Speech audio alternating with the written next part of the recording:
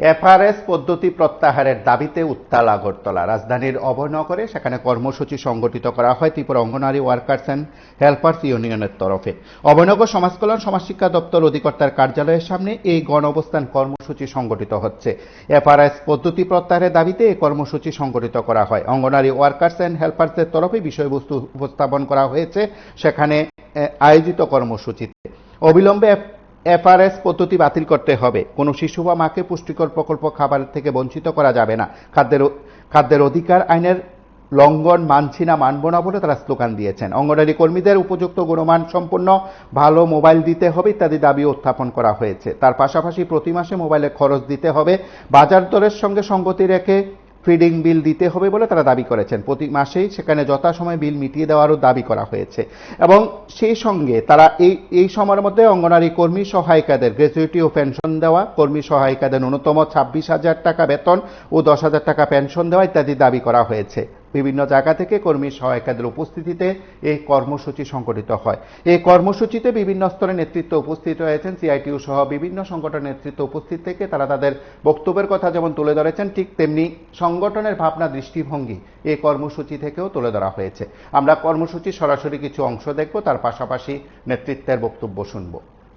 অঙ্গনওয়াড়ি কর্মীদের উপযুক্ত গুণমান সম্পন্ন মোবাইল দিতে হবে। আইসিডিএস এর দিচ্ছে না।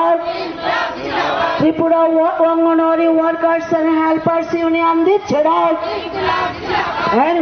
যখন বেতন বৃদ্ধি করা হতো, দিয়ে দেওয়া হতো, তখন বছরে 2 বার 1% আমাদের অঙ্গনওয়াড়ি কর্মী সহায়িকাদের দেওয়া হতো, কিন্তু সেটা বন্ধ হয়ে যে পরিস্থিতি, এই পরিস্থিতিতে বিষয়টা কি হচ্ছে, আমাদের প্রেসিডেন্ট আলোচনা করেছেন, রাজ্যে রাজ্যে কর্মীরা আক্রান্ত হচ্ছে। পাঞ্জাবে তো একটি মেয়ে আক্রান্ত হয়ে সেখানেই তার স্ট্রোক করে এবং মারা যায়, অঙ্গনওয়াড়ি সেন্টারের মধ্যেই মারা যায়। তুমুল লড়াই হয়েছে। পাঞ্জাব সরকার বলছে 5 লক্ষ টাকা দেবে। একজন মায়ের জীবন 5 লক্ষ টাকার বিনিময়ে তারা কিনতে চাইছে। এই হলো পরিস্থিতি। আমাদের রাজ্যেও কিনবে। যখন খাবার পাচ্ছে না, তখন আমাদের গ্রামের যিনি মা, তিনি তো সিডিপিও জানেন না, সুপারভাইজারও জানেন না।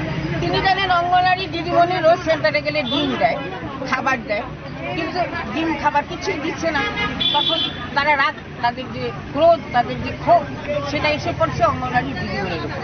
তাই আজকে প্রথম আমাদের মূল দাবি সেটা হচ্ছে এফআরএস পদ্ধতি বাতিল করে। এই পদ্ধতি চালু করা চলবে না।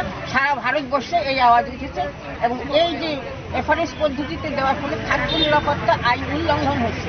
খাদ্য নিরাপত্তা আইন বলে যে সকলের জন্য খাবার দিতে হবে। তো এই জন্য আমরা এই বাতিল করার দাবিতে আজকে আমরা এখানে আপনার পরিচয়টা, আপনার পরিচয়। আমি সিআইটি কর্মীদের সেই রকম অর্থনৈতিক দাবি দেওয়া ইত্যাদির উপরে জোর দিয়ে এই আন্দোলন নয়। এই আন্দোলন আমাদের ত্রিপুরা রাজ্যের যে 6 বছরের নিচে যে শিশুরা আছে, যে সন্তান সম্ভবা মা, সন্তানের জন্ম দিয়েছেন সদ্য, এরকম মা আছেন, তাদের জন্য। কারণ সরকার একটি আদেশ জারি করেছেন যে যদি যারা কেন্দ্রের সুবিধা তাদের ছবি প্রত্যেকদিন পাঠাতে হবে। এখন ছবির সঙ্গে যে বেনিফিশিয়ারি তার কেওয়াইসি থাকতে হবে, অর্থাৎ তার আধার কার্ড লিঙ্কিং থাকতে হবে, তার মোবাইল থাকতে হবে। এখন এই ছবি যখন এগুলো পাঠাবে অঙ্গনওয়াড়ি কর্মী, তখন ওই দিল্লি থেকে বা যেখান থেকে তারা এটা কন্ট্রোল করছে সেখান থেকে ওটিপি আসে। এই ওটিপি এনশিওর হলে তারপর আমরা খাবার দিতে পারবো।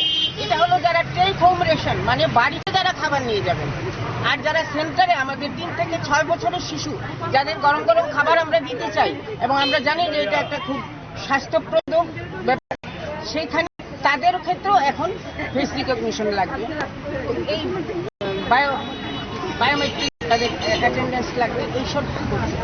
আমাদের রাজ্যে এইগুলো করা সম্ভব কিনা। একদিকে হলো যখন করোনা হয়েছিল তখন তড়িঘড়ি করে কেন্দ্রীয় সরকার এই একটা পোষণ ট্র্যাকার অ্যাপ একটা খুলে, যার মাধ্যমে এই পুষ্টি বিতরণের খবর রিপোর্ট কেন্দ্রের কাছে যাবে এবং সেই সময় সকলকেই দেবে বলেছিল মোবাইল ফোন। আমাদের রাজ্যেও মোবাইল ফোন প্রায় সবাইকে দিয়েছে, কিন্তু এটি 2-3 মাসের মধ্যে এগুলো নষ্ট হয়ে গেছে। এখন কর্মীদের তারা বাধ্য করেছে যে তোমাকে কিনতে হবে, মোবাইল কিনে তুমি এই কর্মসূচিটা চালাবে। বাধ্য হয়ে কর্মীরা মোবাইল কিনেছে, কিন্তু সেই মোবাইলও 18টা অ্যাপ তথ্য প্রত্যেক দিন মোশন ট্র্যাকার অ্যাপে আপলোড করতে হয়। এত এত তথ্য আপলোড করার মতন খুব 5G ভালো স্মার্টফোন দরকার। আর নেটের অবস্থা তো জানেনি, স্মার্টফোন যদি ভালো হয়ও তাহলেও এটা হবে না। এই জন্য আমরা বলছি যে তোমরা প্রত্যেকটি কেন্দ্রে ওয়াইফাই দাও, ভালো স্মার্টফোন দাও। আর স্মার্টফোন চালাবার জন্য টাকা কত দিচ্ছে তারা? বছরে 1800 বা 2000 টাকা। আচ্ছা আপনারা বলুন, সাংবাদিক বন্ধুরা এখানে এসেছেন, 2000 টাকা দিয়ে সারা বছর রিচার্জ করা যায় এমন কোন কোম্পানি আছে? আমাদের তো জানা নাই, আমরা তো পাই না। ফলে তারা রিচার্জ করতে পারছে না, মেরামত করে দিচ্ছে না, নতুন এক্সচেঞ্জ করছে না। এই পরিস্থিতির মধ্যে প্রত্যেকটা কেন্দ্রে প্রত্যেকটা কেন্দ্রে 2 থেকে 3 জন শিশু বাদ পড়ছে, খাবার দিতে পারছে না। এখন ICDS হলো ভারতবর্ষের একমাত্র প্রকল্প যে প্রকল্পে শিশুর পুষ্টি দেওয়ার ব্যবস্থা আছে। 1975 সালে এই প্রকল্প শুরু হয়।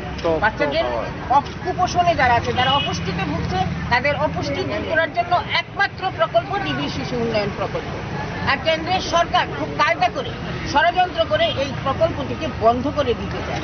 এই জন্যই বহু শিশু, আমরা শুনতে পাচ্ছি যে আমাদের বিভিন্ন সূত্রে আমরা জানতে পারছি যে গত আর্থিক বছর থেকে এই আর্থিক বছরে আমাদের রাজ্যে প্রায় 1500 শিশু